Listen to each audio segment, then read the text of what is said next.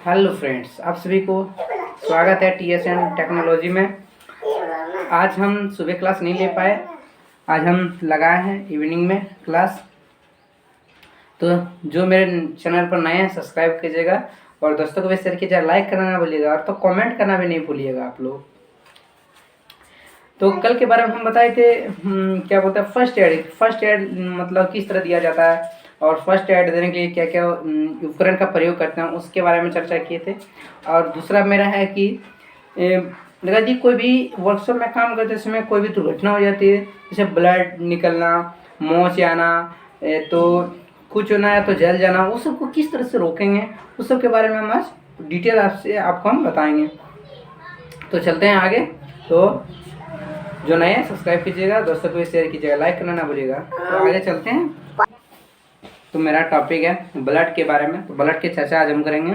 Blood, खून का बहना। अगर यदि कोई वर्कशॉप में काम करते समय अगर यदि आपको ब्लड निकल रहा है, कट जाए तो ब्लड ज़्यादा निकल रहा है, तो उसको रोकेंगे कैसे? तो रोकने के लिए किसी कारणवश दुर्घटना होने के कारण चोट लगने या कट जाने पर खून बह रहा है, तो सबसे पहले उसे रोकने के लिए उचित उपाय करना चाहिए। इसके लिए ब्लड निकलने वाले स्थान पर ठंडे पानी या बर्फ का बड़े टुकड़े को वहाँ पर रख देना चाहिए, जाके वहाँ ठंडा लगे, ब्लड बंद हो जाए रुकना। उसके बाद हैंडी प्लस लगा देना चाहिए, तो खून को बंद हो जाएगा रुकने के लिए। तो ये हो गया। उसके बाद बात करते हैं जले हुए और झुलसे हुए स्थान पर क्या करना चाहिए। तो यदि किसी कारणवश वेल्डिंग करते समय आग लग जाए या चमड़ी जल जाए या रगड़ खाने जाने से तेजाब की तरह झुलस जाए चमड़ी आग लगने पर, तो सबसे पहले उसको क्या करना चाहिए।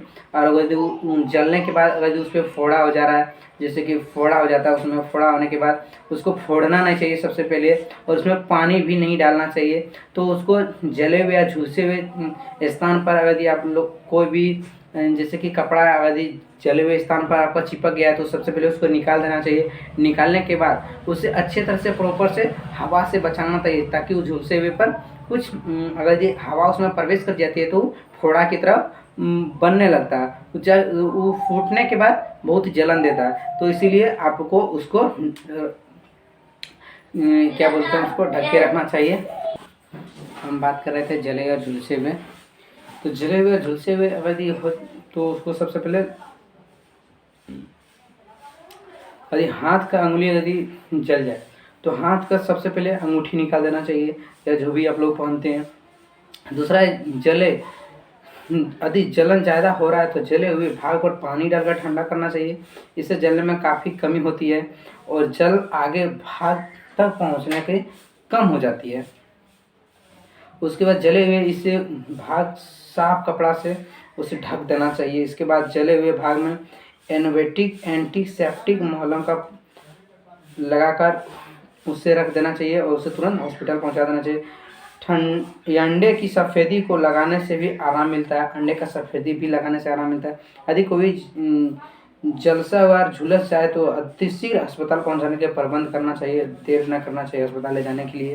दूसरा, यदि जले या झुलसे छाला पड़ जाए तो उसे फोड़ने के लिए और जलने हुए भाग को बचाना चाहिए।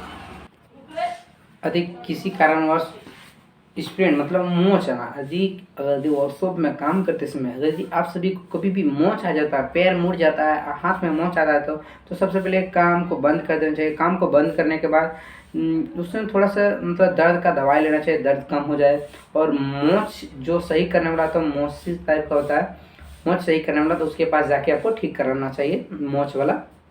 उसके बाद है कुचल जाना या भीतरी भाग में चोट आना, मतलब बोलता है कि किसी कारणवश अगर यदि चोट अंदर में अगर यदि लोग जाए तो उसको क्या करना चाहिए। किसी भी व्यक्ति के शरीर में किसी भाग पर भारी वस्तु गिर जाने या चोट लग जाने से प्राथमिक भाग पर गहरा घाव हो जाता है और उसे सूजन होने लगता है। इसके उपचार के लिए टेट्रिक टेंडोन लगा हुए रूप उसमें भिगोकर उस स्थान पर बांध देना चाहिए। मतलब कुछ दवाइयाँ होता है, मेडिकल वगैरह में मिलता है, फर्स्ट एड में रखा हुआ होता है उसमें, तो उसको लगा के बांध देना चाहिए। उसके बाद में आँख में किसी वस्तु को पड़ जाना, आँख में अगर यदि काम करते समय वर्कशॉप में अगर यदि आँख में किसी वस्तु को पड़ जाता है तो क्या करना चाहिए। अगर यदि किसी व्यक्ति को आँखों में कोई कारण या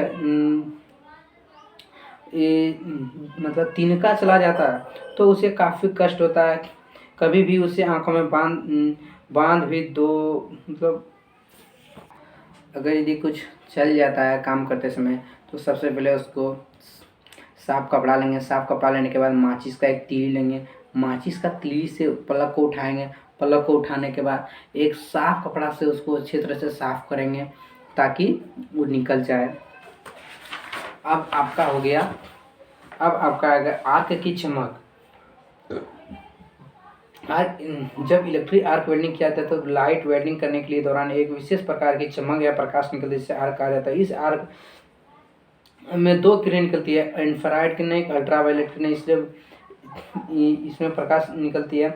ये जो इंफ्रारेड किरणें तो त्वचा को हानिकारक पहुंचाते हैं, इंफ्रारेड किरणें जो है आँखों को पहुंचाती है हानिकारक।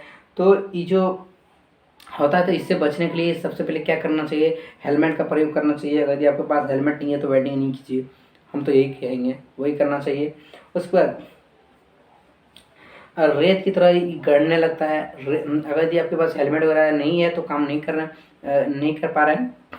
अगर यदि नहीं है तो काम ही मत कीजिए, और नहीं है तो देख लीजिए, सुन लीजिए क्या होता है उससे। आँख गड़ने लगता है, आँख से पानी निकलने लगता है, आँख झुलस जाता है, आँख बहुत जलन करने लगता है, जिससे पानी निकलने का स्टार्ट हो जाता है, बुखार आने का संभावना आता है। तो ये सब होता है, आँखों में सूजन हो जाता है। तो आपका ये हो गया। अब बताएंगे कि जो अभी बात है आर्क रेडिएशन, जिसको बोलते हैं आर्क चमक, उसके बारे में बताया।